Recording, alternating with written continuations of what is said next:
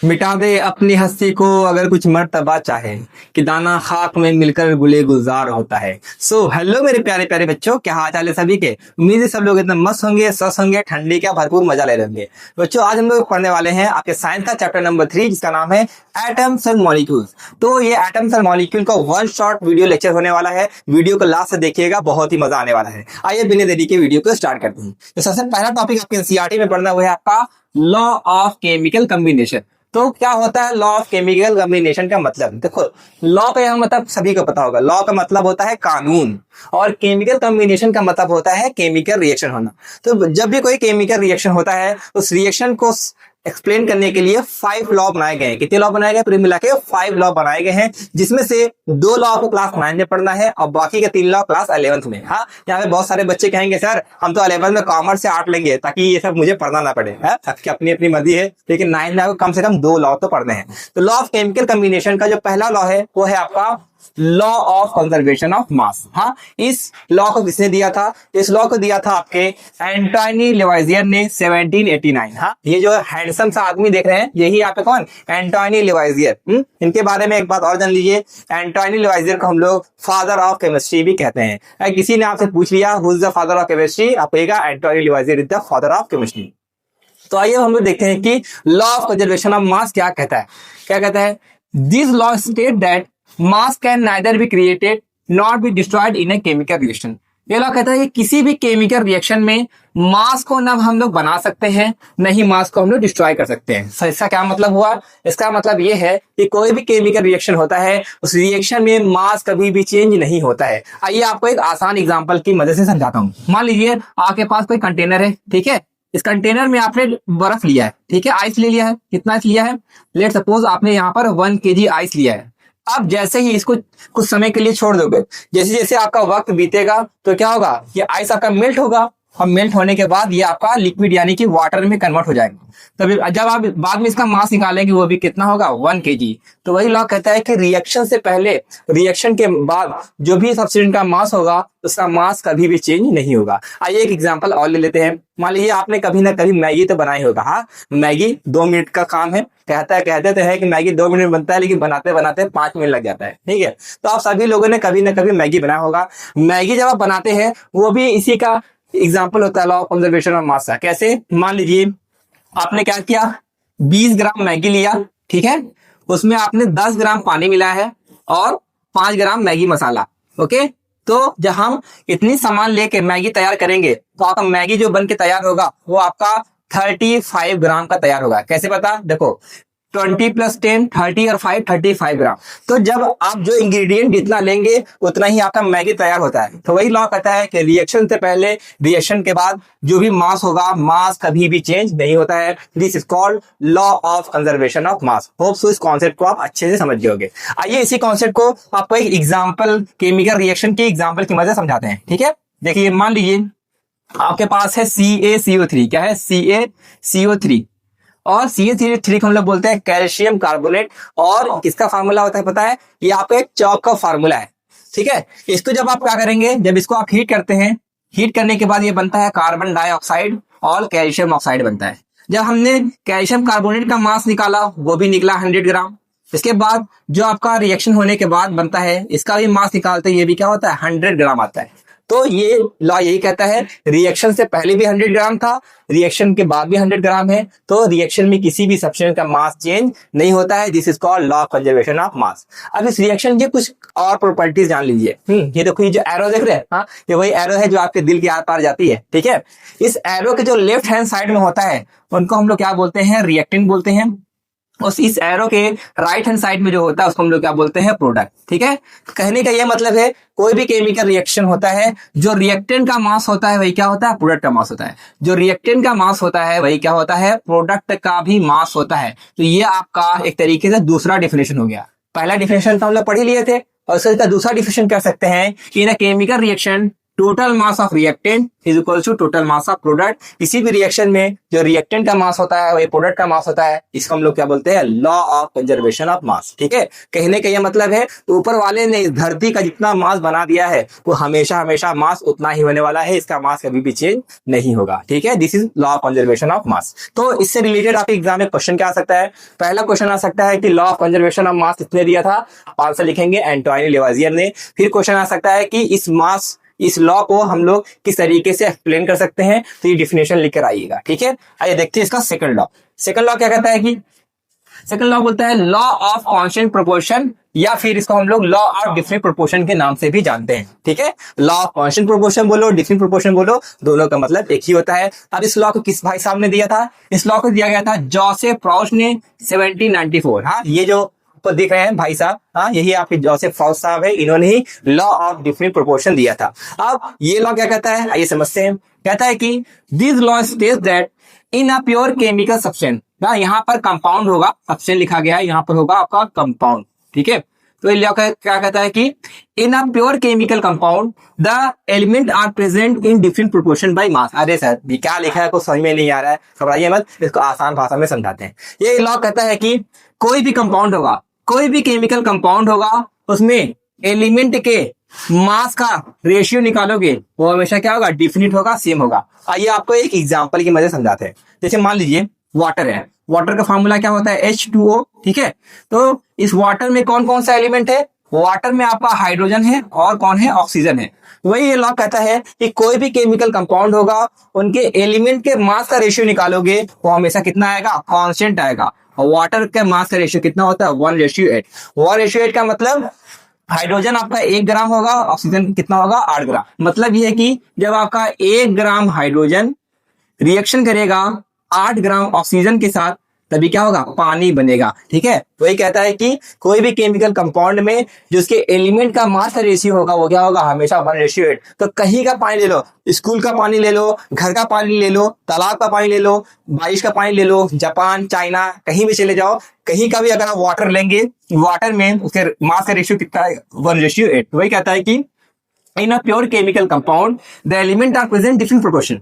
कभी भी pure chemical compound होगा उसमें एलिमेंट का जो प्रोपोर्शन होगा हमेशा क्या होगा, फिक्स होने वाला है। ठीक है, और एक तरीके से इसको और भी डिफाइन कर सकते हैं कि कहीं का भी पानी ले लो, पानी का फार्मूला हमेशा सेम होगा। तालाब के पानी का फार्मूला H2O, बारिश के पानी का फार्मूला H2O, उसके बाद चाइना भी चले जाओगे उसके पानी का फार्मूला क्या होगा, H2O होगा ही होगा। तो वही कहता है किसी भी कंपाउंड का फार्मूला कभी भी चेंज नहीं होता है। एक एग्जांपल और देख लो, जैसे कि हम लोग सांस बाहर छोड़ते हैं तो कौन सा गैस रिलीज होता है, कार्बन डाइऑक्साइड। ये कार्बन डाइऑक्साइड कहाँ से है, हमारे बॉडी से।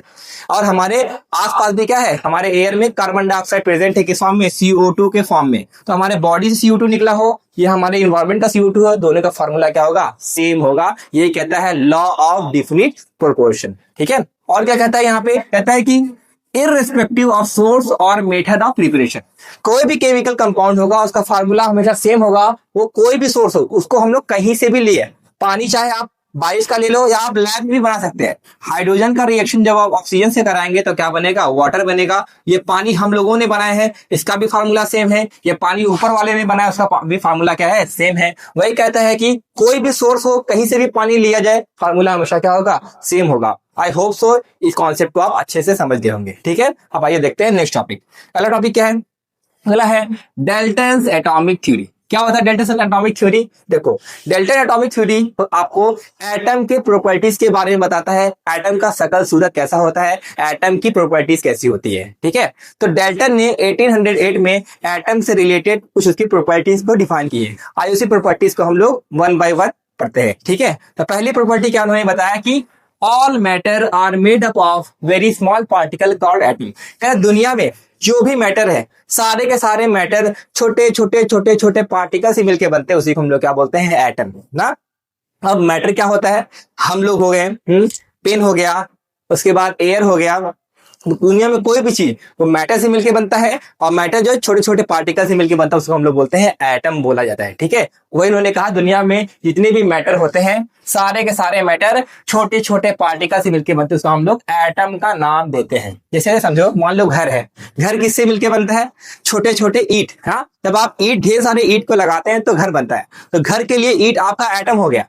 ऐसे ही कोई भी सब्सटेंस छोटे छोटे पार्टिकल से मिलकर बनता है, उसको हम लोग एटम का नाम देते हैं। ठीक है। और दूसरा प्रॉपर्टी क्या कहता है कि एटम्स आर इनडिविजिबल, एटम को हम डिवाइड नहीं कर सकते, यानी कि एटम से छोटा पार्टिकल नहीं होता। जैसे मान लो ये मार्कर है, इस मार्कर को हम लोग दो हिस्सों में डिवाइड कर सकते हैं।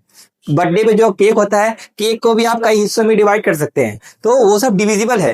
लेकिन जब हम बात करेंगे एटम को, एटम इतना छोटा पार्टिकल होता है, इसको हम लोग और डिवाइड नहीं कर सकते। तो ये अगला पॉइंट कह रहा है कि एटम्स आर इनडिविजिबल, यानी कि एटम से छोटा पार्टिकल नहीं होता है। ठीक है। अगला पॉइंट क्या कहता है कि atoms of given element has same mass, size and chemical properties। मान लीजिए कह रहा कोई एलिमेंट है, उस एलिमेंट का जब आप एटम लेंगे उसका मास, साइज, केमिकल प्रॉपर्टीज क्या होगा, सेम होगा। हाँ, मान लो आप कोई एलिमेंट ले लो, लेट सपोज आप कोई एलिमेंट ले लेते हैं, किसका, आयरन का। आयरन का कोई एलिमेंट ले लेते हैं, तो आयरन किससे मिलके बना होगा, आयरन के पार्टिकल से मिलके बना होगा ना। वही कह रहा है कि अगर आपका एलिमेंट सेम होगा, ठीक है, कह रहे कि एलिमेंट सेम होगा, उसके एटम का मास भी सेम होगा। मान लो इसमें से कोई दो आयरन ले लो, ठीक है, एक हमने ले लिया तराजू, इस तराजू पे क्या करो आप दो आयरन रख दो, एक आयरन इधर और दूसरा आयरन इधर। बताइए दोनों मास बराबर होंगे? जाहिर सी बात है, दोनों आइटम सेम होंगे तो दोनों का मास क्या होगा, बराबर होगा। क्या दोनों का साइज बराबर होगा? तो जी हाँ, साइज भी बराबर होगा। तो वही थर्ड पॉइंट कहता है कि दुनिया का कोई भी एलिमेंट है, अगर वो सेम है तो उसकी एटम की प्रॉपर्टीज भी सेम होगी, उसका मास भी सेम होगा, उसका साइज भी सेम होगा, उसकी केमिकल प्रॉपर्टीज भी सेम होगी। लेकिन अगर एलिमेंट अलग अलग होगा तब जाहिर सी बात है, अलग अलग होगा तो उसकी प्रॉपर्टीज भी क्या होगी, डिफरेंट होगी। कोई अगला पॉइंट कह रहा है कि atoms of different element have different mass, size and chemical properties. कह रहा है कि अगर हम डिफरेंट एलिमेंट के एटम लेंगे तो उसका मास क्या होगा, डिफरेंट होगा, साइज क्या होगा, डिफरेंट होगा, केमिकल प्रॉपर्टीज भी क्या होगा, डिफरेंट होगा। ठीक है। मान लो हम ले लिए सोडियम, एक हमने ले लिया सोडियम के एटम, एक ले लिया हम लोगों ने आयरन का एटम। ठीक है। इन दोनों को जब हम कंपेयर कराएंगे, दोनों की प्रॉपर्टीज क्या होगी, सेम होगी, क्योंकि इसमें क्या कहा, अगर एलिमेंट अलग होंगे तो एटम की प्रॉपर्टीज अलग होगी। सोडियम दूसरा एलिमेंट है, आयरन दूसरा एलिमेंट है, दोनों एलिमेंट डिफरेंट है, तो इन दोनों का मास, इन दोनों का साइज, इन दोनों की केमिकल प्रॉपर्टीज क्या होगी, डिफरेंट होगी। आपको पता भी होगा, सोडियम को पानी में हम लोग फेंकते हैं तो आग लग जाता है, लेकिन आयरन को पानी में जब हम फेंकते हैं तो जंग लग जाता है। ठीक है। वही कहता है कि अगर एलिमेंट सेम है तो उनके एटम की प्रॉपर्टी सेम होगी, अगर एलिमेंट डिफरेंट है तो उनके एटम की प्रॉपर्टीज भी क्या होगी, डिफरेंट होगी। ठीक है। अब अगला पॉइंट क्या कह रहा है कि atoms combine in small whole number ratio to form compound. क्या कहता है, कहता है कि एटम जब आपस में जुड़ते हैं, ठीक है, एटम जब आपस में जुड़ते हैं तो क्या बनता है, कंपाउंड बनता है। और वो किस तरीके से जुड़ते हैं, इस तरीके से जुड़ते हैं कि वो आपस में होल नंबर की तरह कंबाइन हो। इसका क्या मतलब है, आइए समझते हैं। जैसे मान लीजिए वाटर है, ठीक है, वाटर कैसे मिलकर बना होगा, वाटर किससे मिलकर बना होगा, दो हाइड्रोजन और एक ऑक्सीजन। जब दो हाइड्रोजन और एक ऑक्सीजन मिलता है तो वाटर का फॉर्मेशन होता है। तो उनके एटम का रेशियो निकालो, तो एटम का रेशियो निकालो, क्या आएगा, 2:1। वही कहता है कि जब कोई कंपाउंड बनता है, कंपाउंड जब बनेगा तभी बनेगा जब एटम होल नंबर रेशियो में कंबाइन करेंगे। होल नंबर का मतलब होता है कोई फिक्स नंबर, डेसिमल में ना। ऐसा कभी पॉसिबल नहीं है कि 1.5 हाइड्रोजन जुड़ता है 2.1 ऑक्सीजन के साथ तब जाके वाटर बनता है, तो जी नहीं, कभी भी एटम फ्रैक्शन या फिर डेसिमल में कंबाइन नहीं करते बल्कि होल नंबर में कंबाइन करते हैं, यही कहने का मतलब है। एक और एग्जांपल ले लो, मान लो आपका कार्बन डाइऑक्साइड है, CO2 कैसे मिलकर बना होगा, जब आपका एक कार्बन और दो ऑक्सीजन जुड़ता है। देखो, एक कार्बन और दो ऑक्सीजन जुड़ेगा तो क्या बनेगा, CO2। तो इसका जो रेशियो होगा कितना होगा, 1:2 होगा। वही कह रहा है कि कभी भी कोई कंपाउंड बनता है वो एटम के होल नंबर से बनता है, न कि डेसिमल से, यही इससे कहने का मतलब है। अब अगला पॉइंट क्या कह रहा है कि atoms can neither be created nor be destroyed in a chemical reaction, only rearrangement take place। कह रहा है कोई भी केमिकल रिएक्शन होता है, उस केमिकल रिएक्शन में एटम कभी भी चेंज नहीं होता। इससे पहले हम लोगों ने पढ़ा था, कोई भी केमिकल रिएक्शन होता है उसमें मास नहीं चेंज होता। ये डाल्टन भाई साहब कहते हैं कि कोई भी केमिकल रिएक्शन होगा उसमें एटम चेंज नहीं होगा। आइए आपको एक एग्जाम्पल की मदद समझाते हैं। मान लीजिए जब आप HCl का रिएक्शन कराएंगे NaOH के साथ तो क्या बनेगा, ये बनाता है आपका H2O बनाता है और NaCl का फॉर्मेशन करता है। ठीक है। जब इस केमिकल रिएक्शन को आप देखेंगे रिएक्शन से पहले जो एटम है वही एटम रिएक्शन के बाद भी। यहाँ पे देखो hydrogen, chlorine, sodium, oxygen, hydrogen है। यहाँ पर भी हाइड्रोजन, क्लोरीन, सोडियम, ऑक्सीजन सारे के सारे एलिमेंट है। ठीक है, वही कहता है कि कोई भी केमिकल रिएक्शन होगा उसमें रिएक्शन से पहले रिएक्शन के बाद जो एटम्स क्या होंगे, हमेशा सेम होंगे। वही कह रहा है कि atom can neither be created nor be destroyed. किसी भी रिएक्शन में एटम को ना हम बना सकते हैं नहीं नष्ट कर सकते हैं। जो एटम पहले होते हैं वही एटम बाद में भी होते हैं, बस उनका क्या होता है, रीअरेंजमेंट होता है। रीअरेंजमेंट का मतलब एक एटम दूसरी जगह जा जाता है, दूसरा एटम पहली जगह। मान लीजिए यहाँ पे हाइड्रोजन कहाँ पे है, Cl की जगह है। अब यहाँ पे हाइड्रोजन किससे लग गया, ऑक्सीजन से लग गया। या सोडियम किसके पास है, OH के साथ है। या सोडियम किसके साथ है, Cl के साथ है। वही कहता है किसी भी केमिकल रिएक्शन में एटम्स की बस अदला बदली होती है, रीअरेंजमेंट होता है, लेकिन कभी भी एटम चेंज नहीं होते हैं। This is known as Dalton's atomic theory. ठीक है, इसका एक लास्ट पॉइंट भी पढ़ लीजिए। लास्ट पॉइंट क्या कहता है कि the relative number and kinds of atom are constant in a given compound. कहते किसी भी कंपाउंड में जो आपके एटम्स होते हैं वो हमेशा क्या होते हैं, सेम होते हैं। इसका क्या मतलब है, जैसे वाटर है ना, कहीं का भी पानी ले लो, उस पानी में हमेशा 2 हाइड्रोजन होंगे, 1 ऑक्सीजन होंगे। कहीं का भी कार्बन डाइऑक्साइड ले लो, 1 कार्बन होगा, 2 ऑक्सीजन होगा। वही क्वेश्चन में कह रहा है कि कोई भी कंपाउंड होगा उस कंपाउंड में हमेशा जो एटम होंगे वो हमेशा क्या होंगे, कांस्टेंट होंगे, फिक्स होंगे, सेम होंगे। ठीक है, तो कहीं ना कहीं आपका जो आप डेल्टा एटॉमिक थ्योरी है, लॉ ऑफ कंजर्वेशन ऑफ मास और लॉ ऑफ डिफरेंट प्रोपोर्शन से रिलेट करता है। तो उन्हीं के थ्योरी को पढ़ के इन्होंने अपना पोस्टुलेट दिया था। ठीक है, ये था आपका डेल्टा एटॉमिक थ्योरी के बारे में। अब आइए थोड़ा सा और गहराई से जान लेते हैं कि एटम क्या होता है, व्हाट इज एटम। एटम क्या होता है, हम लोग पढ़ लिए। Atom is the smallest particle of matter. किसी भी मैटर को जो सबसे छोटा सा पार्टिकल होता है उसी को हम लोग एटम का नाम देते हैं। ठीक है, फिर आगे क्या कह रहा है कि it can not be seen by our naked eye. Atom को हम खुली आंखों से नहीं देख सकते। सही बात है, कोई चीज अगर बहुत ज्यादा छोटी है हम नहीं देख सकते। अगर एक चींटी है, चींटी को एक हिसाब से हम लोग देख सकते हैं, लेकिन उससे भी कोई छोटा हो जाएगा तो नहीं देख सकते। वही कह रहा है कि एटम का साइज इतना ज्यादा छोटा होता है कि अपनी खुली आंखों से हम नहीं देख सकते। तो एटम को देखने के लिए एक पावरफुल माइक्रोस्कोप बनाया गया है, उसको हम लोग इलेक्ट्रॉन माइक्रोस्कोप कहते हैं। उसी की मदद से हम इलेक्ट्रॉन को देख सकते हैं। ठीक है, हालांकि अपनी आंखों से देखना इम्पॉसिबल है। ठीक है, कह रहा है कि it take part in a chemical reaction. कोई भी केमिकल रिएक्शन होता है तो उस रिएक्शन में कौन पार्टिसिपेट करता है, एटम्स पार्टिसिपेट करते हैं। जैसे मान लीजिए आपके स्कूल में रेस हो रहा है, रेस में या तो आप पार्टिसिपेट करेंगे या आपका दोस्त पार्टिसिपेट करेगा। तो उस रेस में क्या होता है, हम लोग पार्टिसिपेट करते हैं। ऐसे जब कोई केमिकल रिएक्शन होता है उस रिएक्शन में कौन पार्टिसिपेट करता है, एटम पार्टिसिपेट करता है। फॉर एग्जांपल मान लीजिए हाइड्रोजन और ऑक्सीजन आपस में रिएक्शन करके क्या बना रहा है, H2O बना रहा है। तो जब ये रिएक्शन होता है बच्चों, उस रिएक्शन में कौन पार्टिसिपेट करेगा, हाइड्रोजन और ऑक्सीजन एटम पार्टिसिपेट करते हैं। वही कह रहा है कोई भी केमिकल रिएक्शन होगा उस रिएक्शन में रिएक्टेंट से प्रोडक्ट बनेगा कब, जब आपके एटम उस रिएक्शन में पार्टिसिपेट करते हैं। फिर आगे कह रहा है कि it does not exist independently. इसका क्या मतलब है, एटम कभी भी अकेला एग्जिस्ट नहीं करता। एटम हमेशा किसी न किसी के साथ जुड़ना पसंद करता है। मान लीजिए हाइड्रोजन है, हाइड्रोजन कभी भी अकेला एग्जिस्ट नहीं करता। हाइड्रोजन कैसे एग्जिस्ट करता है, H2 के फॉर्म में।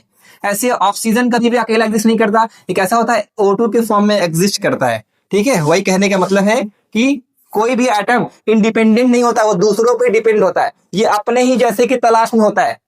मम्मी बोलते हैं हाइड्रोजन बेटा जाओ थोड़ा अपने पसंद का सामान लेता हो, अब पसंद के सामान के लिए बहुरानी उठा लाता है बहू को उठा लाता है। ठीक है, हाइड्रोजन कभी भी अकेला एग्जिस्ट नहीं करता, वो ग्रुप में एग्जिस्ट करता है। ठीक है, वही कहने का मतलब है atom do not exist independently. ये आत्मनिर्भर नहीं है, ये दूसरों पे डिपेंड करता है। ठीक है, तो इतनी बात थी एटम के बारे में। अगर एटम को आप फील करना चाहते हैं कि एटम वाकई में कितना स्मॉल है तो एनसीईआरटी में डाटा बनाया गया है। डाटा को आप देख के अंदाजा लगा सकते हैं कि एटम कितना छोटा हो सकता है। ठीक है, आइए उसको भी थोड़ा समझा देते हैं। देखो यहाँ पे क्या है, यहाँ पे कुछ एग्जाम्पल दिए गए, उस एग्जाम्पल से रिलेटेड उनका साइज दिया गया है, किसमें, मीटर में दिया गया है। जैसे मान लीजिए आप बात करेंगे एप्पल के बारे में। हाँ, सेब का साइज कितना होता है, 10⁻⁻1 मीटर। इसका मतलब होता है 0.1 metre is the size of atom apple. And के बारे में बात करेंगे, एंड का जो साइज था 10⁻³ यानी कि 0.001 मीटर होता है। ठीक है, तो आप अंदाजा लगा सकते हैं। ऐसे जब हम बात करेंगे ग्रेन ऑफ सैंड, सैंड मतलब बालू जो होता है उसका एक छोटा सा तिनका, नमक का छोटा सा तिनका कितना साइज होता है, 10⁻⁻4 मीटर। अब हेमोग्लोबिन 10⁻⁻8, वाटर मॉलिक्यूल 10⁻⁹, जो हाइड्रोजन एटम होता है 10⁻⁻10 मीटर, आप अंदाजा लगा सकते हैं 10⁻⁻10 का मतलब समझ रहे हो, 0.00000000001, तो इतना छोटा। लेकिन इतना छोटा एटम होगा, क्या देखना पॉसिबल होगा? हम तो जब छोटी सी चींटी भी होगी उसको भी देखने में प्रॉब्लम होती है, तो बहुत ही ज्यादा छोटा है। तो ये कहते हैं एटम का साइज बहुत ही ज्यादा छोटा है, उसको हम आंखों से नहीं देख सकते।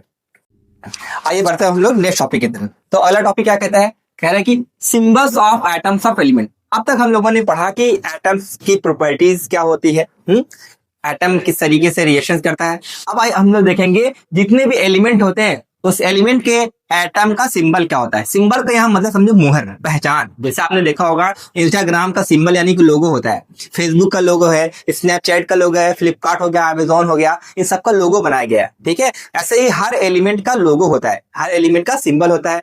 तो इसके बारे में थोड़ा आप कहानी जान लीजिए। देखो सबसे पहले जो एलिमेंट का सिंबल दिया था वो कौन सा? डाल्टन भाई साहब ने दिया था। Dalton was the first to use the symbol of element. Element का सिंबल को डाल्टन साहब ने पहले इंट्रोड्यूस किया था। कब? 1803 की बात है, ठीक है। यहाँ पे आप देख सकते हैं हाइड्रोजन का सिंबल है, फास्फोरस का सिंबल है, कॉपर का सिंबल है, गोल्ड का सिंबल है। ये जितने भी सिंबल है ये आपके डाल्टन भाई साहब ने दिया था। लेकिन दिक्कत क्या है? दिक्कत ये है कि इन एलिमेंट के सिंबल को याद रखना बहुत ही मुश्किल होता है। और हम लोग जानते भी हैं आज के जमाने में हम लोग हाइड्रोजन को किससे लिखते हैं? H से लिखते हैं, कार्बन को C से लिखते हैं, ऑक्सीजन को O से लिखते हैं और सल्फर को S से लिखते हैं, ठीक है। तो इस तरीके से हम लोग सिंबल लिखते हैं ना कि इस तरीके से, क्योंकि ये बहुत ही कॉम्प्लिकेटेड तरीका है, बहुत ही ड्रॉ करने में मुश्किल होता है। इस वजह से इनकी थ्योरी कहीं ना कहीं आगे जाके फेल हो जाती है। तब अगले साइंटिस्ट आते हैं, उनका नाम क्या था? बर्जीलियस भाई साहब आते हैं। इन्होंने कहा है डाल्टन साहब आप कहाँ हैं? बच्चों को परेशान करते रहते हैं, हाँ आप इतना सीधा बना के देते हैं, बच्चा एकदम परेशान रहता है। हम आपको एकदम बहुत ही आसान देसी जुगाड़ बता रहे हैं। वो जुगाड़ क्या होता है? इन्होंने कहा किसी भी एलिमेंट का अगर आपको सिंबल बताना है तो कुछ मत करो। एलिमेंट का जो पहला लेटर होता है, किसी एलिमेंट का नेम का पहला लेटर लीजिए या फिर पहला दूसरा लेटर लेंगे तो उस एलिमेंट का सिंबल आप तैयार हो कर सकते हैं। इन्होंने क्या कहा? फॉर एग्जाम्पल देते, मान लीजिए हाइड्रोजन है, ठीक है। हाइड्रोजन में जो पहला लेटर कौन है? H, इसीलिए हाइड्रोजन को हम लोग किससे लिखते हैं? H से उसके सिंबल को रिप्रेजेंट करते हैं, ठीक है। अगर हम बात करेंगे हेलियम के बारे में, ओके, हेलियम का क्या होगा? इसका पहला दूसरा लेटर लेके तो सिंबल हेलियम का क्या होता है? He हो जाता है। वही उन्होंने कहा कि किसी भी एलिमेंट का अगर आपको सिंबल बनाना है तो सिंबल सी बात है, उसका नाम का या तो पहला लेटर ले लो या फिर पहला दूसरा लेटर ले लो, वो आपका बन के तैयार हो जाता है। सोचो कितना आसान तरीका। हाँ बताओ, अगर आज के जमाने में इसको हम याद करते हैं तो हम लोग लिखते लिखते पागल हो जाते हैं, ठीक है। तो इनका भैया शुक्रिया अदा करो कि इनकी मदद से हम लोग चीजों को आसान से आसान भाषा में पढ़ ले रहे हैं, ठीक है। अब कुछ बातें और जान लीजिए जो बहुत ही ज्यादा इंपॉर्टेंट होने वाली है, थोड़ा समझिए। देखिए आपके एनसीईआरटी में यहाँ पे जितने भी एलिमेंट दिए गए हैं उस एलिमेंट का नाम दिया गया है, सिंबल दिया है। जैसे यहाँ पे एल्युमिनियम का सिंबल Al हो गया, आर्गन का सिंबल Ar, बेरियम का Ba, बोरॉन का B, हर एलिमेंट का नाम और सिंबल दिया गया है। लेकिन आगे जाके थोड़ी सी आपको दिक्कत, परेशानी, दर्द, पीड़ा, तकलीफ, सतनाहट आ सकता है। कैसे? जब आप सिंबल लिखने जाएंगे सोडियम का, हाँ सोडियम का जब सिंबल लिखने जाएंगे, हाँ लोग क्या करते? सोडियम का सिंबल S से लिख के चले आते हैं। This is wrong. सोडियम का जो सिंबल होता है वो Na होता है। अरे ये क्या? अभी तो आप बोल रहे थे कि पहला लेटर ले सकते हैं, पहला दूसरा, यहाँ तो कोई लेटर ही मैच नहीं कर रहा है। जी हाँ, तो आगे जाके थोड़ा स्टडी करेंगे। फिर कुछ ऐसे भी एलिमेंट है जिनका सिंबल लैटिन नेम से लिया गया है, ठीक है। कुछ ऐसे भी एलिमेंट है जिसका सिंबल कहां से लिया गया है बच्चों? लैटिन नेम से लिया गया है। तो सोडियम का लैटिन नेम क्या होता है? सोडियम का लैटिन नेम होता है नेट्रियम। क्या होता है? नेट्रियम। तो सोडियम का यह लैटिन नेम है, उसे लैटिन नेम से सिंबल क्या लिया गया है? नेट्रियम लिया गया है। तो आपके एग्जाम में यहां से क्वेश्चन बनता है कि कौन से एलिमेंट का कौन सा लैटिन नेम होता है, ठीक है। तो आइए इसको समझा देते हैं। देखिए सोडियम का लैटिन नेम होता है नेट्रियम, इसलिए उसका सिंबल है Na। पोटेशियम का लैटिन नेम होता है कैलियम, उसका सिंबल है K। एंटीमनी का लैटिन नेम स्ट्रीबियम और होता है Sb, ठीक है। तो यहाँ पर कुछ ऐसे खास एलिमेंट दिए गए हैं, एलिमेंट का नाम दिया गया है, उसका लैटिन नेम से ही सिंबल लिया गया है। कहने का ये मतलब है कुछ ऐसे भी एलिमेंट होते हैं जिसका सिंबल उसके नाम से लिया जाता है, ठीक है। कुछ ऐसे भी एलिमेंट होते हैं जिसका सिंबल उसके लैटिन नेम से लिया जाता है। तो आपके एनसीईआरटी में पूरी मिलाकर 3 ही एग्जाम्पल दिए गए हैं, उसको मैं मार्क कर दे रहा हूँ, ठीक है। सोडियम दिया गया है, पोटेशियम दिया गया है और आयरन ना। तो 3 कम से कम आप याद कर लीजिए कि सोडियम का लैटिन नेम आपका नेट्रियम होता है, पोटेशियम का कैलियम होता है, आयरन का फेरम होता है, जिसका सिंबल क्या होता है? Fe होता है। ठीक है, तो लैटिन नेम से आपके एग्जाम में क्वेश्चन आते हैं, तो इसको भी एक बार आप अच्छे से लर्न किए रहिएगा। ओके, जब आप पढ़ेंगे पीरियोडिक टेबल के बारे में, आपको पता है पीरियोडिक टेबल में पूरे मिला के कितने एलिमेंट पाए जाते हैं? पूरे मिला के 118 एलिमेंट होते हैं, और हर एलिमेंट की अपनी अपनी सिंबल होता है। तो आप देखेंगे हाइड्रोजन का सिंबल है lithium, sodium, potassium, rubidium, caesium, francium, तो हर एलिमेंट का सिंबल है। अगर आप केमिस्ट्री के स्टूडेंट है तो आपको हर एलिमेंट का नाम, सिंबल तो पता ही होना चाहिए। यही तो होता है केमिस्ट्री स्टूडेंट का ऑरा, ऑरा तो प्लस होना चाहिए। ठीक है, अब आइए देखते हैं थोड़ा और आगे। अब देखिए, अब हम लोग पढ़ेंगे एटॉमिक मास के बारे में। एटॉमिक मास क्या होता है? एटॉमिक मास क्या होता है इसी को मैंने यहाँ पे डिफाइन किया। What is atomic mass? देखिए, कहता है कि मास of an atom of an element is called atomic mass. नाम में ही आंसर छुपा है। एटॉमिक मास का मतलब एक एटम का जो मास होता है उसको हम लोग एटॉमिक मास बोलते हैं। और इसकी यूनिट क्या होती है? एटॉमिक मास की जो यूनिट होती है वो होता है यू। क्या होता है? यू। जैसे कि समझिए, जब आप कोई सामान लेने जाते हैं, कहते हैं ना 1 किलो दाल दे दो, 1 किलो चावल दे दो, तो आप जो बात कर रहे हो केजी में बात कर रहे हैं, तो यहाँ पर यूनिट क्या रखा गया? किलोग्राम उसकी यूनिट रखा गया। किसका? मास का। ऐसे ही जब हम लोग एटॉमिक मास के बारे में बात करेंगे, एटॉमिक मास को हम लोग किससे रिप्रेजेंट करेंगे? यू। किसी का मास अगर एटॉमिक मास 1 है, इसका मतलब एटॉमिक मास 1 ही होगा। किसी का एटॉमिक मास 4 है, इसका मतलब 4u। तो जो u है, this is the unit of atomic मास। और u को बोला जाता है क्या? u को बोला जाता है यूनिफाइड मास, या फिर बोला जाता है एटॉमिक मास यूनिट। क्या? u को यूनिफाइड बोलो या फिर क्या बोलो आप? Atomic mass unit. ठीक है, अब आपको पता है कि 1 किलोग्राम में कितना ग्राम होता है? 1000 ग्राम होता है, हमने पढ़ा है। अब आपको माइंड में सवाल आना चाहिए कि सर 1u में कितना ग्राम होता है ना? तो देखिए, जब आप 1u को या 1mu को कैलकुलेट करते हैं तो इसका वैल्यू निकल कर आता है 1.67 10 की पावर -24 ग्राम। किलोग्राम के बारे में बात करेंगे, 1.67 10 की power -27 kilogram. This is the value of 1u और 1amu। अब बोलेंगे सर ये वैल्यू आया कहां से? कहां से आया? देखिए, क्या करेंगे आप? करेंगे कार्बन के एक एटम के मास को, सुनिए गौर से, कार्बन के एक एटम के मास को जब आप 1/12 से मल्टीप्लाई करते हैं तो 1amu का वैल्यू निकल कर आता है। मतलब कार्बन का एटम का जो भी मास होगा, लेट सपोज कार्बन के एटम का मास x है, ठीक है, इसको जब आप 12 से डिवाइड कर देंगे, जो मास निकल कर आएगा वही क्या होगा? 1amu निकल कर आएगा। ठीक है, तो एग्जाम में इसका डिफिनेशन आता है, what is 1amu, what is 1 atomic mass unit. तो या तो आप ऐसे लिख के चले आओ या फिर आप डिफिनेशन भी लिख सकते हैं। तो क्या होता है उसका डिफिनेशन? देखिए, कहता है कि the quantity of mass exactly equal to 1/12 of the mass of 1 carbon 12 atom. कह रहे कि एक कार्बन का एटम का मास लो, उसको 1/12 से मल्टीप्लाई करेंगे, जो नया मास निकल कर आएगा वही क्या होता है? एटॉमिक मास यूनिट होता है। ठीक है, तो किसी भी एटम के मास को किससे मेजर करते हैं? यू से, उसका मतलब हो जाता है। अब सवाल ये आता है कि एटम के मास को हम लोग निकालेंगे कैसे? कैसे निकाला जाता है एटॉमिक मास को? ठीक है, एटम बहुत हल्का होता है, उसके मास को निकालना थोड़ा डिफिकल्ट होता है। पहले हम लोग समझते हैं कि आज के जमाने में हम लोग किसी भी सब्सटेंस के मास को कैसे कैलकुलेट करते हैं। ठीक है, मान लीजिए आपके पास वाटरमेलन है। ये वाटरमेलन का मास आप मान के चलो 12 kg। कितना है? 12 kg इसका मास है। अब आपने क्या किया? इसको आप 12 हिस्सों में डिवाइड कर दिए। ठीक है, आपने क्या किया? वाटरमेलन लिया, उसके 12 पीसेस को इक्वल पार्ट में डिवाइड कर दिया। ये यहाँ पे कितने पीसेस हैं? 12 पीसेस हैं। ठीक है, अब उसमें से जब आप एक पीस लेंगे तो बताइए इसका मास कितना निकल कर आएगा? 12 किलो के तरबूज को 12 हिस्सों में बांट दिए, एक का मास कितना निकल कर आया? एक का मास निकल कर आया 1 kg। ठीक है, अब देखिए, अब आपने क्या किया? इस एक तरबूज का मास निकाल लिया 1 kg। अगर आपने एक का मास निकाल लिया तो दूसरे का भी मास निकाल सकते हैं। ठीक है, मान लिया आप गए मार्केट में आपको 1 किलो सेब लेना है, तो क्या होगा? तो दुकान वाला क्या करता है? इधर रहता है 1 किलो का बटकरा रखता है और इधर सेब रखता है। एक सेब रखा, देखा कि वजन कम है, दूसरा सेब रखा कि दोनों का वजन बराबर आ गया, यानी इसका भी मास क्या हो गया? 1 kg, इसका भी मास क्या हो गया? 1 kg। कहने का मतलब ये है, किसी भी सब्सटेंस का मास निकालना होगा तो आपको क्या सेट करना होगा? स्टैंडर्ड लेना पड़ेगा। स्टैंडर्ड का मतलब होता है कोई नॉन वैल्यू। एक का मास पता होगा, उसकी मदद से दूसरे का मास निकाल लेंगे। ऐसे हम लोग एटॉमिक मास में भी करते हैं। एटॉमिक मास में एक हम लोग स्टैंडर्ड मानते हैं, यानी एक का मास पता कर लेते हैं, उसके रिस्पेक्ट में दूसरे का भी मास हम लोग फाइंड आउट कर सकते हैं। ठीक है, तो बस हमें वही देखना है कि हम लोग केमिस्ट्री में क्या स्टैंडर्ड मानते हैं, कौन सा नॉन वैल्यू मानते हैं। तो हम लोग नॉन वैल्यू क्या होता है? नॉन वैल्यू होता है 1/12 मास ऑफ कार्बन एटम।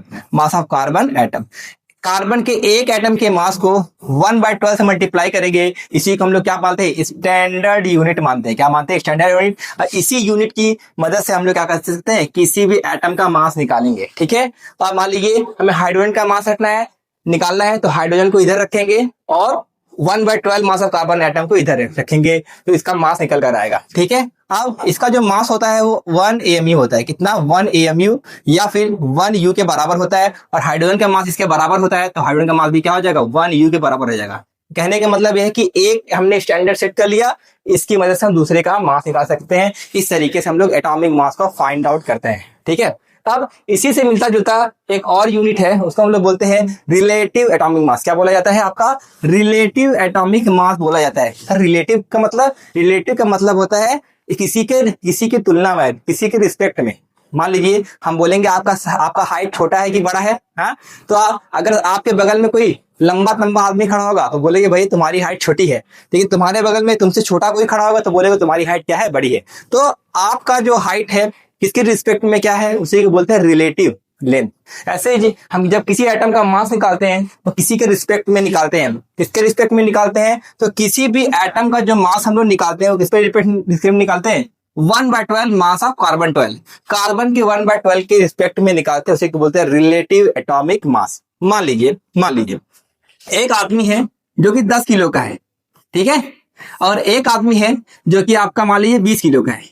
तो हम क्या बोलेंगे कि ये आदमी इसकी तुलना में कितना है, ये आदमी इसकी तुलना में क्या है। देखो, जिसकी तुलना करते हो उसको ऊपर रखा जाता है, ठीक है, जिसकी रिस्पेक्ट में करते हो उसको नीचे। तो 10 1 जा 10, 10 2 जा 20। कहने के मतलब ये 20 किलो है, 10 का दुगना है। ये जो आदमी है, ये इस आदमी के मुकाबले में कितना गुना भारी है, 2 किलो भारी है। ऐसे कोई भी एटम किसके रिस्पेक्ट में कितना भारी, कैसे चेक करोगे, जिसके रिस्पेक्ट में निकालोगे इसको नीचे और जिसका वैल्यू निकालना होगा उसको ऊपर। तो ऐसे हम क्या करेंगे, हाइड्रोजन का मास ऊपर रखते हैं और कार्बन की 1/12 का मास हम लोग नीचे रखते हैं। तो जब हम इसकी वैल्यू कैलकुलेट करते हैं, दोनों कैंसिल आउट करके कितना आता है, 1 आ जाता है। तो इससे पता चलता है हाइड्रोजन का मास इसके रिस्पेक्ट में 1 गुना है। ठीक है, तो इसका डिफिनेशन क्या होता है, सुन लीजिए। It is the mass of an atom of an element as compare to 1/12 mass of an atom of carbon 12।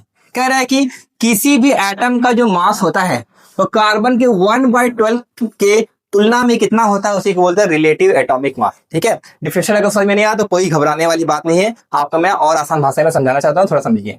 देखिए यहाँ पे मान लीजिए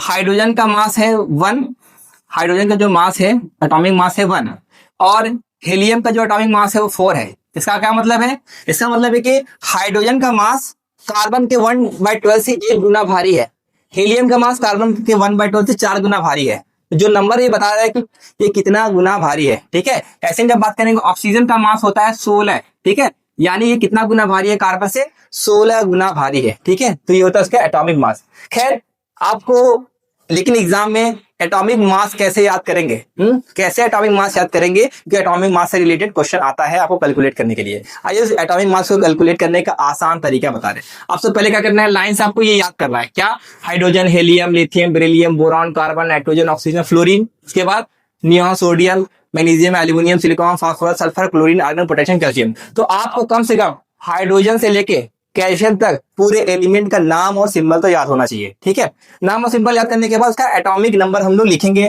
तो देखो, हाइड्रोजन पहले नंबर पर आता है, एटॉमिक नंबर 1, हीलियम दूसरे नंबर पर आता है, एटॉमिक नंबर 2, 3, 4, 5, 6, 7, 8, 9, उसके बाद 10, 11, 12, 13, 14, 15, 16, 17, 18, 19, 20।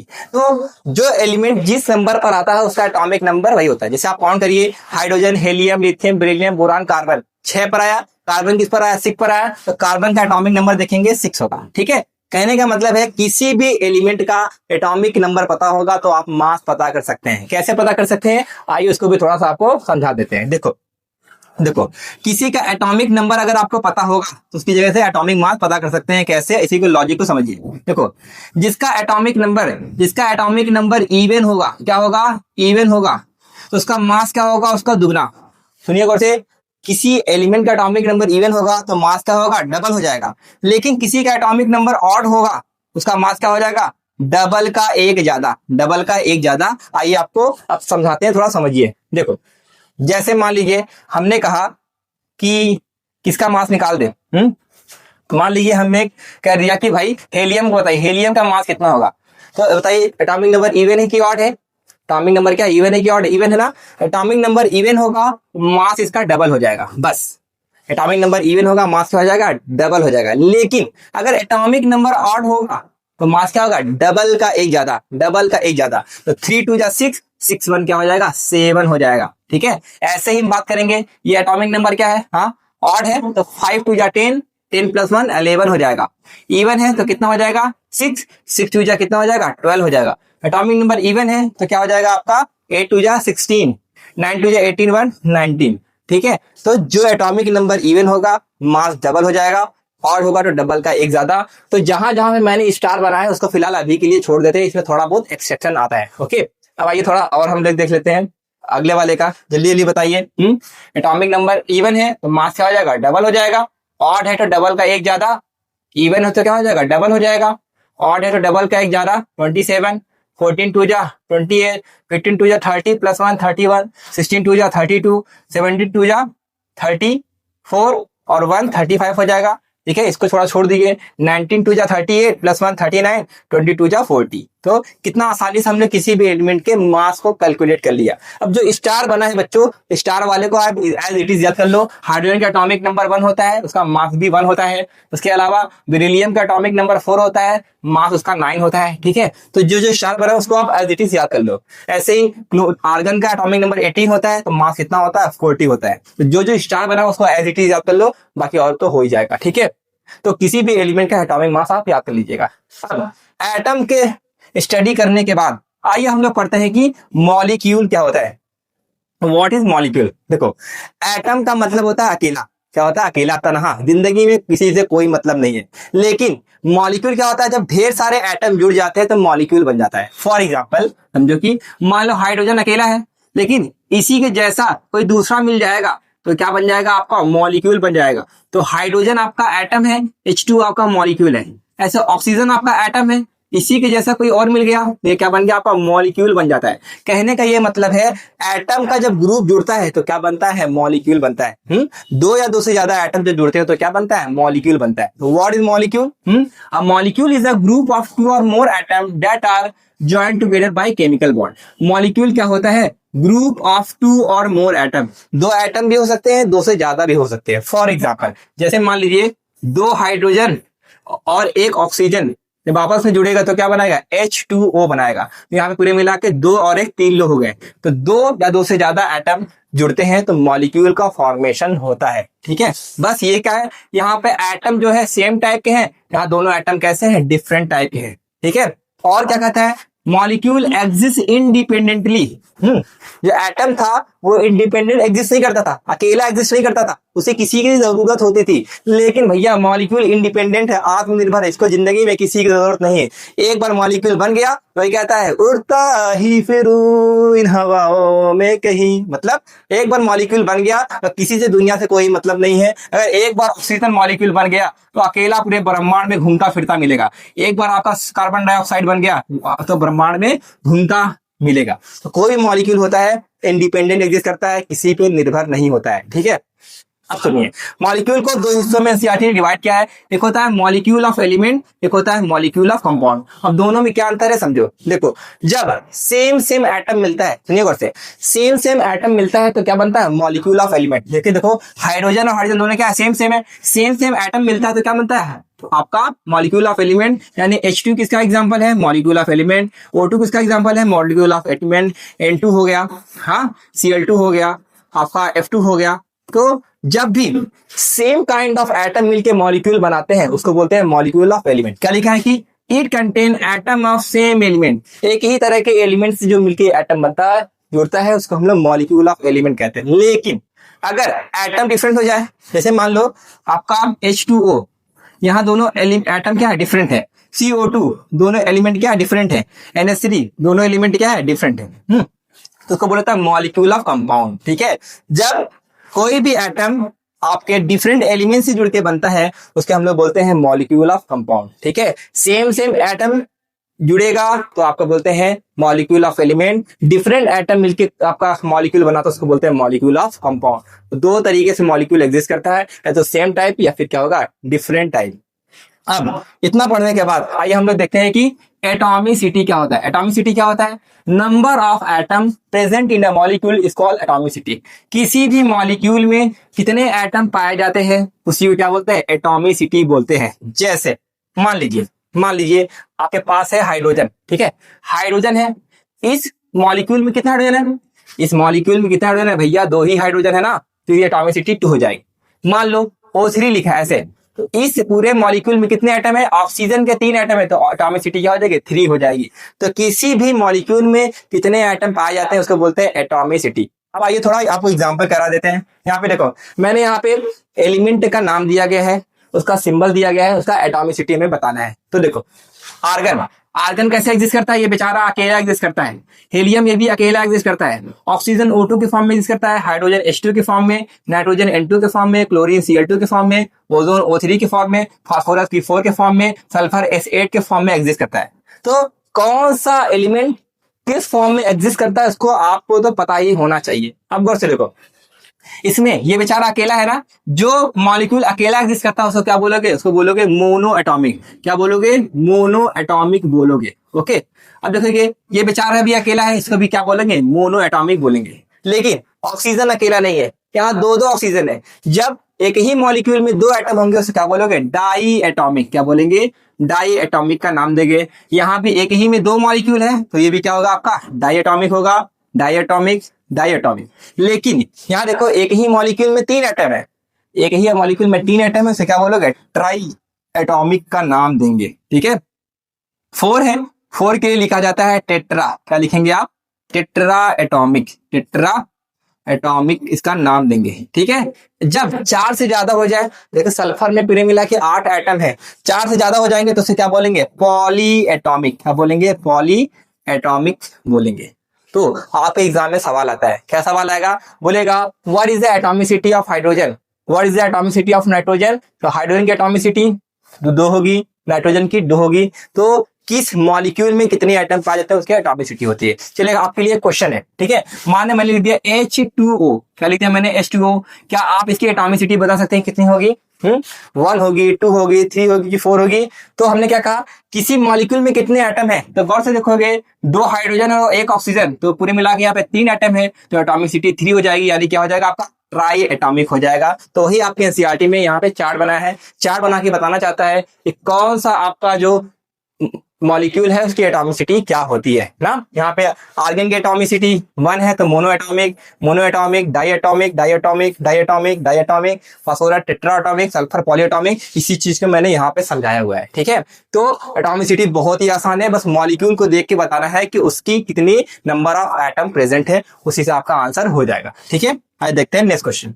तो अगला क्वेश्चन क्या है? अगला क्वेश्चन है कि भैया आयंस क्या होता है? आयंस क्या? An ion is a charge particle. कोई भी ऐसा पार्टिकल जिसके ऊपर चार्ज होगा उसे क्या बोलेंगे? आयंस बोलेंगे। जैसे मान लो सोडियम पे प्लस चार्ज है तो ये भी आयंस है, Cl पे माइनस चार्ज है, ये भी क्या है? आयंस है। तो किसी के ऊपर या तो प्लस चार्ज हो या तो माइनस चार्ज, उसे क्या बोलेंगे? आयंस बोलते हैं। ठीक है, तो किसी के ऊपर कोई चार्ज होगा तो उसे क्या बोलेंगे? आयंस। फिर क्या कह रहा है कि ions are formed by gain or loss of electron. Ion कैसे बनता है? इलेक्ट्रॉन को या तो लेगा या तो इलेक्ट्रॉन को देगा। इलेक्ट्रॉन को लेगा या फिर इलेक्ट्रॉन को देगा। इलेक्ट्रॉन के लेने से या इलेक्ट्रॉन के डोनेट करने से आपका आयन बनता है। अब कैसे बनता है आइए उसको समझाते हैं। आयन को जब आप डिवाइड करेंगे, आयन 2 तरह के होते हैं, 2 तरह के होते हैं। एक तो होता है कैटायन, एक होता है एनायन। एक होता है कैटायन, एक होता है एनायन। कैटायन क्या होता है? कोई भी आयन जिसके ऊपर क्या प्लस चार्ज हो, कोई भी आयन के ऊपर प्लस चार्ज उसे क्या बोलेंगे? कैटायन। तो यहाँ पे Na पे प्लस चार्ज होता है, sodium is the cation. Hydrogen पे प्लस चार्ज है, यहाँ पर कैटायन हो गया। उसके अलावा NO2 पे प्लस चार्ज होगा, ये भी क्या हो गया? कैटायन होगा। तो किसी के ऊपर प्लस चार्ज होगा उसे क्या बोलोगे? कैटायन। और याद रखिए कैटायन कैसे बनता है? Loss of electron.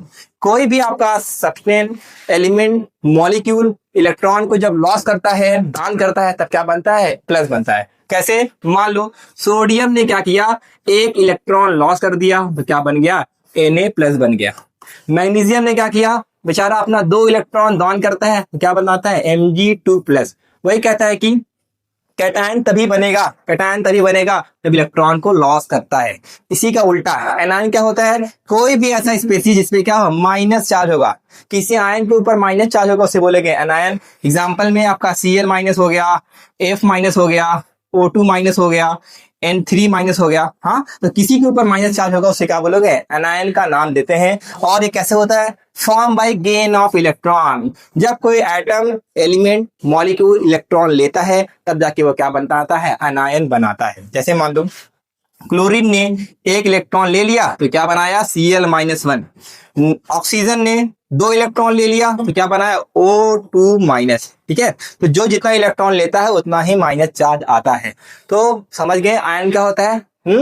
कोई भी ऐसा सब्सटेंस जिसके ऊपर चार्ज होगा, आयन 2 तरह के होते हैं, कैटायन और एनायन। कैटायन पे प्लस चार्ज, एनायन पे माइनस चार्ज। कैटायन कैसे बनता है, कैटायन बनता है लॉस ऑफ इलेक्ट्रॉन, एनायन बनता है गेन ऑफ इलेक्ट्रॉन। इतने ही बारे में जानना था एनायन के बारे में। ठीक है, अब आइए आपको थोड़ा समझा देते हैं किस पे कितना चार्ज होता है। ठीक है, अगर आपने इसको सीख लिया तो इससे रिलेटेड बहुत सारे क्वेश्चन आते हैं, क्वेश्चन को लगाने में मजा ही आ जाएगा। ठीक है, आइए उसको 1 बाय 1 सीखते हैं। तो देखो, सबसे पहले हमें सीखना है कि किस पर +1 चार्ज होता है। कौन कौन से ऐसे एलिमेंट है जिसपे +1 चार्ज होता है। तो देख लो, hydrogen, lithium, sodium, potassium, copper, phosphorus, silver, ammonium, सब पे कितना होता है, प्लस चार्ज। तो हाइड्रोजन पे कितना चार्ज होता है बच्चों, +1। लिथियम पे +1, सोडियम पे +1, पोटेशियम पे भी +1 चार्ज। कॉपर फर्स्ट का मतलब कॉपर पे +1 चार्ज। सिल्वर पे भी कितना होगा, +1। अमोनियम का मतलब होता है NH4। ठीक है, प्लस, इस पर भी क्या होता है, प्लस चार्ज। तो जितना भी यहाँ पे मैंने नाम लिखवाया गया है, नाम है उसका सिंबल है, चार्ज है। ठीक है, तो कभी भी कोई पूछ लेगा सोडियम पे कितना चार्ज, +1। पोटेशियम पे +1, सब पे +1 चार्ज होता है। अब +1 पढ़ने के बाद आइए देखते हैं किस पर +2 चार्ज होता है। तो beryllium, magnesium, calcium, zinc, copper second, iron second, सब पे क्या होता है, +2 चार्ज होता है। ठीक है, तो बेरिलियम को लिखेंगे किस पे, Be+2। मैग्नीशियम का मतलब होता है Mg+2। कैल्शियम का मतलब होता है Ca+2। जिंक का मतलब होता है Zn+2। कॉपर सेकंड का मतलब होता है Cu2+। आयरन सेकंड का मतलब होता है Fe2+। ठीक है, तो जितना भी मैंने नाम लिखा है +1 +2 वाले का थोड़ा सा लर्न कर लेना। अब आइए देखते हैं किस पर +3 चार्ज होता है। 2 ही आपके एनसीईआरटी में दिए गए हैं। एल्युमिनियम पे कितना चार्ज होता है आपका, +3। और आयरन थर्ड पर भी कितना होता है, +3 चार्ज होता है। अब कुछ बातें इसमें नोट करने वाली है, थोड़ा समझो। जब आप गौर से देखेंगे, जहां पे मैंने स्टार बनाया है, कॉपर है, यहाँ पर भी क्या है, कॉपर। कॉपर दोनों तरफ है, यानी कॉपर पे 2 तरह के चार्ज होता है। कुछ कॉपर ऐसे होते हैं जिसपे +1 चार्ज होता है, और कुछ ऐसे कॉपर होते हैं जो क्या होता है, +2 चार्ज होता है। जिस पर 1 चार्ज होता है उसको बोलते हैं कॉपर फर्स्ट, जिस पर 2 चार्ज होता है वो बोलेंगे कॉपर सेकंड। इसके अलावा इसका एक और नाम होता है, कॉपर फर्स्ट को हम लोग क्या बोलते हैं, क्यूप्रस भी बोला जाता है। क्या बोला जाता है, क्यूप्रस बोलो, कॉपर फर्स्ट बोलो, एक ही मतलब है। लेकिन कॉपर सेकंड होगा उसको बोलते हैं क्यूप्रिक। क्या बोला जाता है, क्यूप्रिक बोला जाता है। ठीक है, ऐसे ही आयरन के बारे में बात करेंगे। आयरन भी 2 तरह के होते हैं। कुछ ऐसे आयरन होते हैं जिसपे +2 चार्ज होता है, कुछ ऐसे आयरन होते हैं जिसपे +3 चार्ज होता है। ठीक है, +2 वाले को आयरन सेकंड से डिनोट करते हैं, +3 वाले को आयरन थर्ड से डिनोट करते हैं। ठीक है, कभी कभी सेम सेम आ जाए तो इसमें बच्चे कंफ्यूज हो जाते हैं। आयरन सेकंड को बोला जाता है फेरस। क्या बोला जाता है, फेरस। फेरस का मतलब वही Fe+2। और आयरन थर्ड को बोला जाता है फेरिक। क्या बोला जाता है, फेरिक बोला जाता है। फेरिक का मतलब आयरन +3। तो +1 +2 +3 वाले को आप एक बार अच्छे से लर्न कर लेना, इससे भी क्वेश्चन कराऊंगा तो समझ में आएगा। ठीक है, ऐसे हम देख लेते हैं -1 वाला। हाँ, यहाँ पे मैंने कुछ ऐसे कंपाउंड का नाम लिखा है जिसपे क्या चार्ज है, -1, और अगले पे कितना है, -2 है, अगले पे कितना आपका -3 चार्ज है। ठीक है, आइए देखते हैं किससे -1 -2 -3 चार्ज है। यहाँ पे जितना भी नाम लिखा है सब पे -1 चार्ज होता है। अब आइए देखते हैं नाम क्या होता है उसके, सिंबल और चार्ज क्या होता है। हाइड्राइड का मतलब होता है हाइड्रोजन पे -1 चार्ज। फ्लोराइड का मतलब फ्लोरीन पे -1। क्लोराइड का मतलब क्लोरीन पे -1। आयोडाइड का मतलब आयोडीन पे -1। हाइड्रोक्साइड का मतलब OH पे -1। नाइट्राइड का मतलब होता है आपका, नाइट्राइड का मतलब होता है NO2 पे -1। नाइट्रेट का मतलब होता है NO3 पे -1। एसीटेट का मतलब होता है CH3COO, इस पर होता है -1। हाइड्रोजन कार्बोनेट का मतलब होता है HCO3, इस पर भी कितना होता है, -1। तो क्या नाम होता है, क्या सिंबल होता है, क्या चार्ज होता है, आपको ये लर्न होना ही चाहिए। अब आ लेते हैं -2 वाला। ऑक्साइड का मतलब ऑक्सीजन पे -2। सल्फाइड का मतलब सल्फर पे -2। सल्फाइड का मतलब होता है आपका, सल्फाइड का मतलब होता है SO3 पे -2। सल्फेट का मतलब होता है SO4 पे -2 और कार्बोनेट का मतलब होता है CO3 पे -2। तो क्या नाम होता है, क्या सिंबल होता है, क्या चार्ज होता है, आपको ये मुंह जबानी लर्न होना चाहिए। अब और देख लेते हैं -3 वाला। नाइट्राइड, नाइट्राइड पे होता है नाइट्रोजन पे -3। फॉस्फेट का मतलब होता है PO, फॉस्फेट का मतलब होता है PO4 पे 3 चार्ज। ठीक है, तो इतना आपको लर्न होना चाहिए। तो मैंने यहाँ पे लिखवा दिया है +1 +2 +3 वाला, यहाँ पे मैंने लिखवा दिया है आपका -1 -2 -3 वाला। अब कुछ बातें आपको थोड़ा मैं नोट में बता दे रहा हूँ, ठीक है। वो बातें क्या, थोड़ा उसको आप ध्यान में रखिएगा। देखो, अगर इसको याद करने में दिक्कत आ रहा है तो उसको भी आसान तरीका बता दे रहा हूँ चार्ज को याद करने में। कैसे आसान तरीका है, देख लीजिए थोड़ा सा। देखो, जो आप पहले ग्रुप में यहाँ पे जितने भी लोग आते हैं, हा ली ना कर रफ से फरियाद, सबके सब पे कितना चार्ज होता है, +1। एकदम आसानी से याद हो गया ना। सोडियम पे +1, पोटेशियम पे +1। अब जो ग्रुप नंबर 2 में आते हैं, बेटा मांगे कार स्कूटर बाप राजी, ये सारे पे सारे कितना होता है, +2 चार्ज होता है। देखो कितना आसानी से चार्ज को याद कर लिया हम लोगों ने, ठीक है।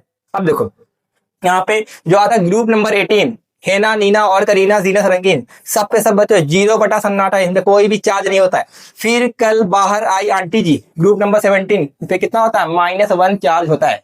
ओ स्टाइल से टीपो, इन सब पे कितना होता है, ग्रुप नंबर 16 में -2 चार्ज होता है। हाँ, नेपाल पाकिस्तान ऑस्ट्रेलिया सब बिके, ग्रुप नंबर 15 इस पे कितना होता है, -3 चार्ज होता है। तो आपको +1 +2 यहां से याद हो गया। हाँ, -1 -2 -3 0 यहां से हो गया, तो आपका काम बन गया। कितना आसानी से हम लोगों ने चार्ज को एक ही बार में याद कर लिया है, ठीक है। आइए इससे रिलेटेड भी हम लोग क्वेश्चन करते हैं, तो क्वेश्चन से हमें आइडिया होगा। यही चीज जो मैंने आपको बताया है, एनसीईआरटी में टेबल बना के बताया है कि किस एलिमेंट का क्या नाम होता है, उसका क्या सिंबल होता है, यहाँ पे लिखा है, ठीक है। अब देख सकते हैं, सोडियम पे +1 चार्ज, पोटेशियम पे +1, सिल्वर पे +1, कॉपर पे +1। यहाँ 2 वाले हैं, मैग्नीशियम, कैल्शियम, जिंक, आयरन, सब पे क्या है, 2 चार्ज है। ऐसे ही आपका ढेर सारे कंपाउंड का चार्ज दिया गया। सीख मैंने जो यहाँ पर आपको समझा है, इसी चीज को एनसीईआरटी ने आपका चार्ट बना के लिखवा दिया है। मैंने क्या किया है, सबको एक सीक्वेंस में लिखवाया, तो अपने कॉपी में आपको इस चार्ज को आप अच्छे से एक बार नोट कर लेना, ठीक है। अब आइए इसी से रिलेटेड कुछ हम लोग क्वेश्चन लगाते हैं। ओके, क्वेश्चन लगाने से पहले कुछ चीजें हम समझ लेते हैं। जैसे यहाँ पे क्या लिखा है कि केमिकल फार्मूला। तो देखो, जो अभी हम लोगों ने चार्ज को निकालना सीखा था कि किस पे कितना चार्ज होता है, उससे रिलेटेड हम किसी भी कंपाउंड का फार्मूला लिख सकते हैं, ठीक है। जैसे मान लीजिए यहाँ पे लिखा है सोडियम क्लोराइड। हाँ, इसका फार्मूला क्या होगा, देखो, सोडियम का सिंबल क्या होता है, Na, और क्लोराइड का सिंबल होता है Cl। मतलब सोडियम पे होता है +1 चार्ज, Cl पर होता है -1 चार्ज, तो चार्ज को बस आपको इंटरचेंज कर देना है।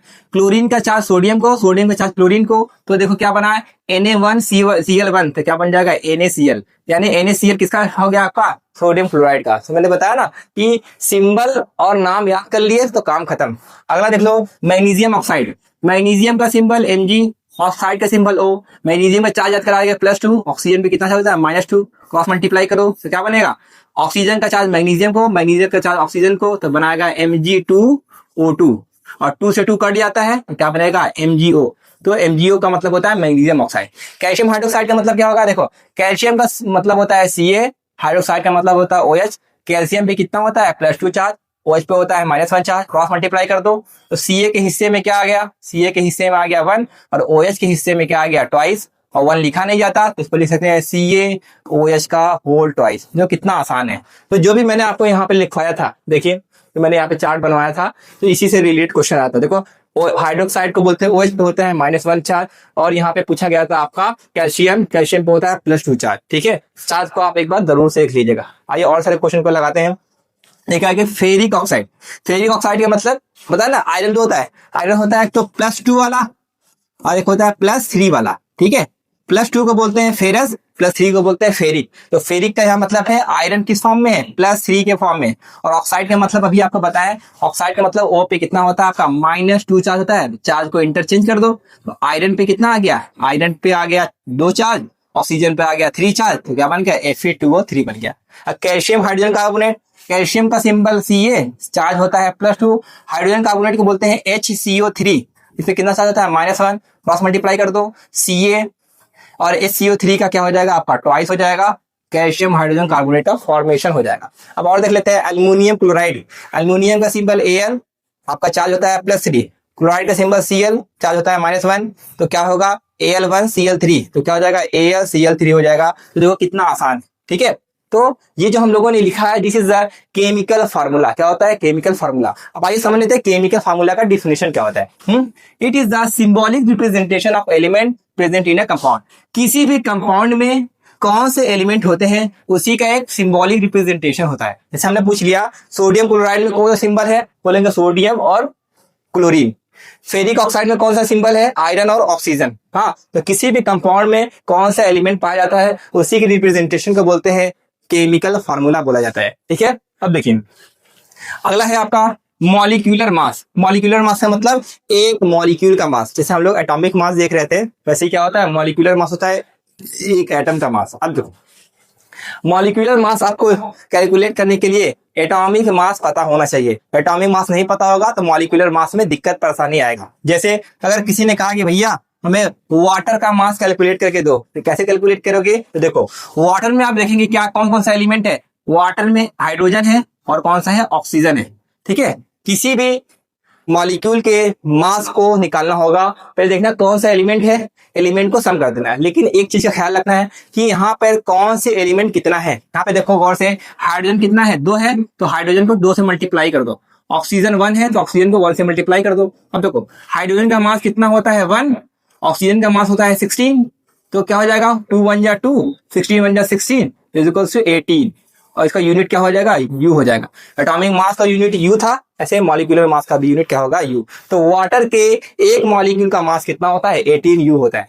ऐसे हम बात करेंगे मीथेन के बारे में। मीथेन में कौन कौन सा एलिमेंट है, कार्बन है और हाइड्रोजन। कितने कार्बन है यहाँ पे, एक कार्बन है, और कितने हाइड्रोजन है, 4 हाइड्रोजन है। तो कार्बन का मास कितना होता है, 12 होता है। हाइड्रोजन का मास 1 होता है, 1 इंटू 4, 12 1 12, 4 1 4, तो कितना हो गया 12 4 16 यू हो गया। ठीक है, this is the molecular mass of methane. अगला देख लेते हैं अमोनिया। अमोनिया में कौन कौन सा एलिमेंट है, नाइट्रोजन है और हाइड्रोजन। कितने नाइट्रोजन है, 1, और कितने हाइड्रोजन है, यहाँ पे 3 हाइड्रोजन है। और नाइट्रोजन का मास कितना होता है 14, और हाइड्रोजन का मास होता है 1 into 3, 14 1 14 plus 3 1 3, 14 plus 3 17 you. This is the molecular mass of ammonia. ऐसे ही आपको glucose, carbon dioxide, nitric acid का आप जल्दी से कमेंट करके बताइए क्या मास होगा, मैं भी आपके साथ साथ कैलकुलेट कर रहा हूँ। ग्लूकोज में कौन है आपका, 6 कार्बन है और 12 हाइड्रोजन है। उसके अलावा आपका 6 ऑक्सीजन है। ठीक है, बस जल्दी से कैलकुलेट कर लो। तो 6 इंटू कार्बन का मास होता है 12, प्लस 12 इंटू हाइड्रोजन का मास 1, प्लस 6 इंटू ऑक्सीजन का मास होता है 16।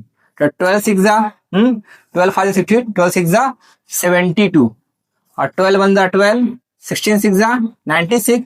तो सम करोगे 180 यू इसका मास निकल कर आ जाएगा। ठीक है, तो कितना आसान है।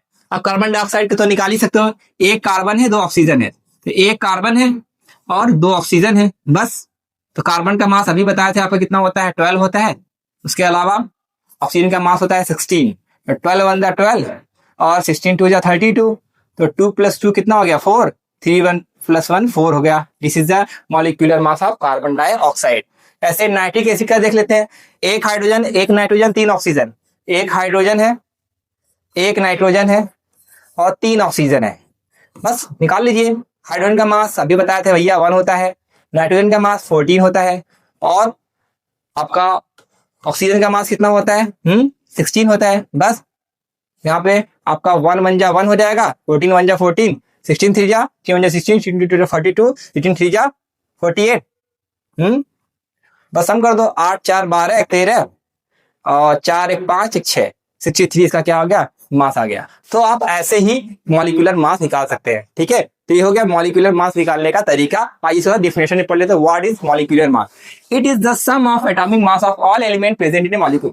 किसी भी मॉलिक्यूल में जितने भी आपके एटम होंगे उनके मास को सम कर दीजिए। किसी भी मॉलिक्यूल में जितने भी एटम होंगे उसके मास को सम कर देंगे तो क्या निकल कर आ जाएगा, मॉलिक्यूलर मास निकल कर आ जाएगा। इसी से रिलेटेड अगला टॉपिक है वो है आपका फार्मूला यूनिट मास। अब आइए देखते हैं कि फार्मूला यूनिट मास क्या होता है। देखो मॉलिक्यूलर मास मॉलिक्यूल के लिए निकाला जाता है और फार्मूला यूनिट मास कंपाउंड के लिए निकाला जाता है। क्या फार्मूला यूनिट मास कंपाउंड के लिए निकाला जाता है, मॉलिक्यूलर मास मॉलिक्यूल के लिए निकाला जाता है। ये आपके पास NaCl, MgCl2CO ये आपके कंपाउंड का एग्जांपल दिया गया है। आइए इसका फार्मूला यूनिट मास निकालते हैं। जैसे हम लोगों ने मॉलिक्यूलर मास निकाला था सेम वैसे फार्मूला यूनिट मास निकालते हैं। तो देखो यहाँ पे क्या दिया है, सोडियम और क्लोरीन। तो सोडियम का जो भी मास होगा और क्लोरीन का जो भी मास होगा उसको सम कर दो। ठीक है, तो सोडियम का मास कितना होता है 23 होता है, क्लोरीन का मास होता है 35.5।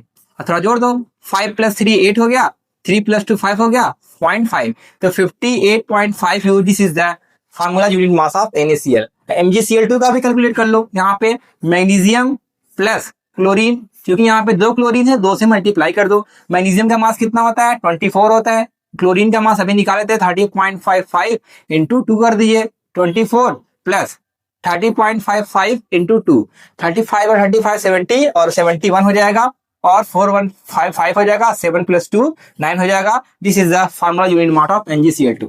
कैल्शियम ऑक्साइड का देख लो, कैल्शियम का मास होता है आपका 40, ऑक्सीजन का मास होता है 16, तो 14 + 16 40 + 10 50 हो जाएगा, 56 इसका मास निकल कर आएगा। This is the formula unit mass. तो आइए इसका जल्दी से डिफिनेशन देख लेते हैं।